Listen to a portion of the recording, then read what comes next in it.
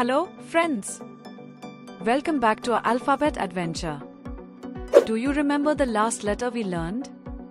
Yes, it was the letter B. Today, we are going to learn another exciting letter. Can you guess which one? It's the letter C. Say it with me, C. This is capital C and this is lowercase c. Can you say it with me? C. Awesome! Now, let's find out what sound the letter C makes. The letter C can make a sound like this, kuh. Can you say kuh? Great job! C for cat, kuh for cat. Let's find more words that start with C. Let's look at some more words. C is for car. C is for cake. And C is for cow. Can you say them with me? Now, let's practice writing the letter C.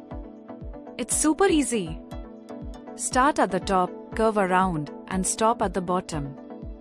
That's capital C. Lowercase c is the same, but smaller. Just make a little curve. Let's try it together. Now, let's play a game. Can you spot the letter C in these pictures? Fantastic! You're getting really good at finding the letter C. Let's celebrate with a song.